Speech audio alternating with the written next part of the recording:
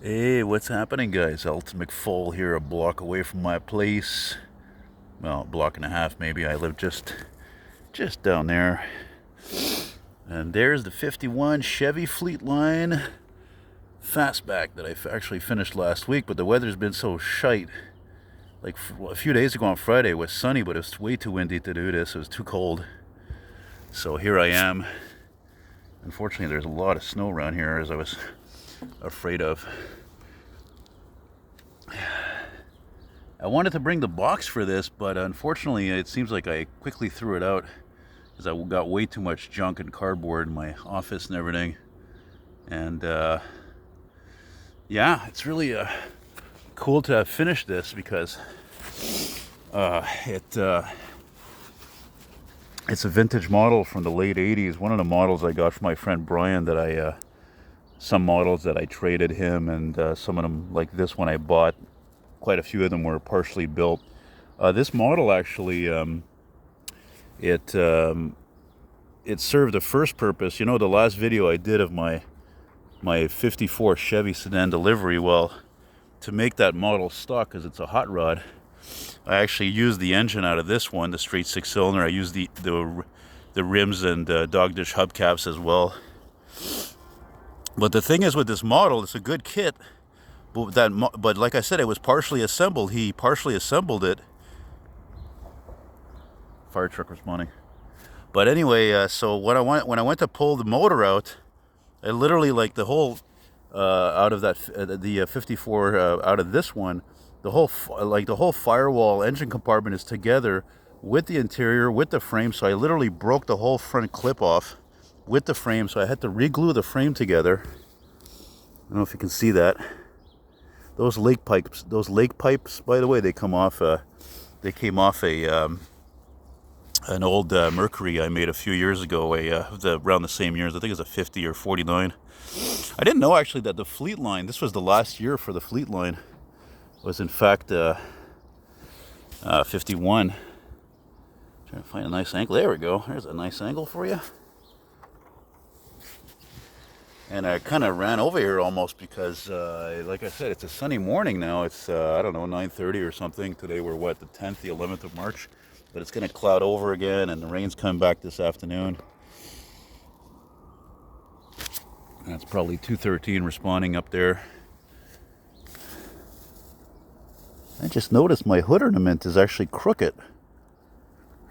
Shit. Hang on a second, guys. Okay, I just broke the hood ornament off because the hood is almost like was pretty much stuck. There we go. Actually, this is the only part of the whole body that the paint actually stayed nice. Basically an enamel paint I bought from Canadian Tire.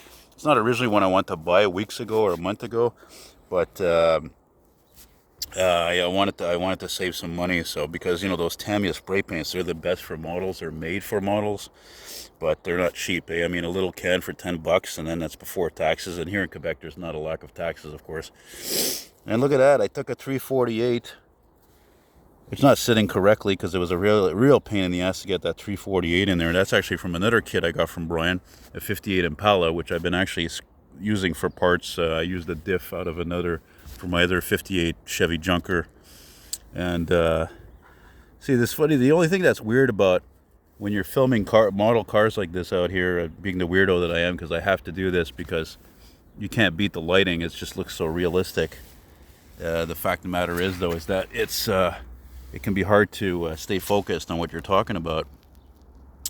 But yeah, I made the mistake with this type of enamel to not let it dry really completely in 2 days. So after a day, when I started to do the chrome on it with the chrome marker, that alone was a pain in the ass. Holy cow! I didn't realize that those chrome markers, like that thing, I've had it like 2 years, I think, and it's still good, but it's not as good as it used to be. You know, like you have to really shake it to mix up the chromium in there. And oh my god, I must have painted that chrome on this. Let's say, well, painted like 5 times. I'm missing a major fucking response over there. Jeez, it's not like I got a lot of responses in the past 2 weeks. Let me tell you, not many at all. But anyway, so after a day of painting that car, letting it dry, I thought it was dry enough, and when I went to do the chroming, I took my hands off. I'm like, oh shit, and I could see my prints in the paint, and that's the downside to to model making. You have to be really aware of what you're doing, because it's really easy to screw up a paint job, frankly. And yeah, that motor is still not sitting right, but whatever. Look, I strive for perfection, but by no means are my models perfect. Look, I just broke the damn hood ornament off, like I said. It's funny is these Mooney type wheels. I like to do research for last while on models people have built of a certain model, certain car, and that I have as well that I'm going to do. And I noticed nobody had used those Mooney optional wheels for their model. I don't know why. So I saw those and I'm like, oh yeah, that's definitely going on there. The white wall tires are actually from an old Johan kit, one of the old Johan models I got from Brian.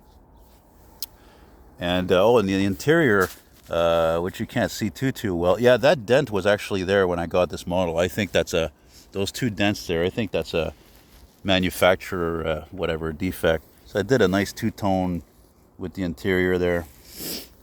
And you can't beat the beautiful lines on these cars. I mean, these fastback cars. That was the last year for the fastback. It was the last year for the Fleet line name. Of course, the Bel Air took over at that time. And I was talking about that with my friend Scott. Obviously 55 to 59, 60 Chevys are the ultimate classics, but even these years, 49 to 52, this generation, they're just like perfect. Just such beautiful, graceful lines, And so basically this is it. I did a mild custom job, Of course, ideally I would have liked to have gotten the older buildings that are like 100 years old, like my place, just like these places there in the background, but the sun is this way, but it's great. There's nobody here. It's not the most ideal background here, but, it does the job.